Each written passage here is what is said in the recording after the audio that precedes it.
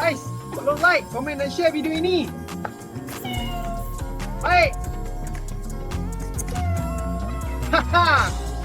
Terima kasih. Okay, Assalamualaikum, salam Jumaat. Hari ini dalam 2026. Hari ini just nak kongsi apa tu? Yalah, the new year. Ya, dengan pesatan AI macam-macam boleh buat, ya, dari segi gambarnya, videonya, teksnya, ya. Dan terkini sekarang ni adalah dari segi buat apps. So, saya tahun ni antara tahun yang saya akan tumpukan sedikit kelebihan khususan kepada pengaturcaraan. Walaupun dulu di antara salah satu subjek lah pada saya dulu daripada UTM ambil jurusan computer science, tapi last kali pun buat pakai Visual Basic je. Tapi kali ni dia satu benda yang adventure barulah pada saya lah.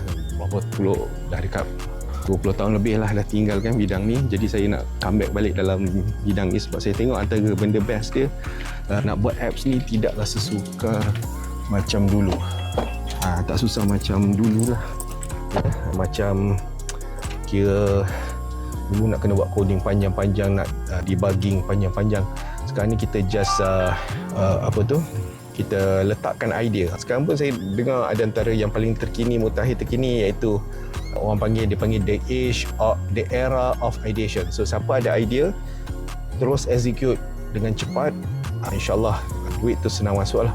Dengan kemudahan sekarang dari segi penciptaan kod, terutama nak ikat dengan payment gateway, kemudian kebanyakan sistem sekarang semua dia himpunkan pengkalan data, dia punya server, dia punya pengaturcaraan dia tu, semua dia letakkan dalam satu tempat tu, antara yang memudahkan proses ni akan berlaku lagi cepat. Dan saya rasa makin lama makin pesat teknologi ni.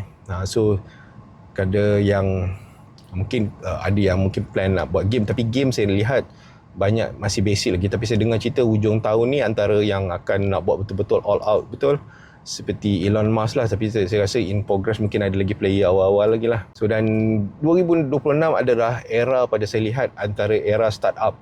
Siapa yang ada idea, lepas tu dia dah tahu solution, community lah. Dia sebenarnya ke arah kita panggil sekarang ni kita selesaikan masalah setempat. So bila kita selesaikan masalah setempat itu dengan cepat, dengan speed up, dengan tu, lepas tu kita terus monetize lah. Dalam proses ni saya antara belajar-belajar lah juga. Baru ni saya ada buat satu sistem untuk ni, tapi semalam saya belajar juga, antara saya demo, dia tak ikat dengan database. Tapi tak apa, that's a learning. That's why saya cakap learning. Tapi kejayaan dia adalah saya dah buat interface, which is web based punya interface, ya, form boleh isi semua. Cuma bahagian sebab database tu dia berada di tempat lain. So that's why saya melihat sekarang ni mencari beberapa teknologi yang senang, all in one lah, dan tidak makan duit banyak lah, kredit. So itu saja perkongsian 2026 melibatkan ni lah.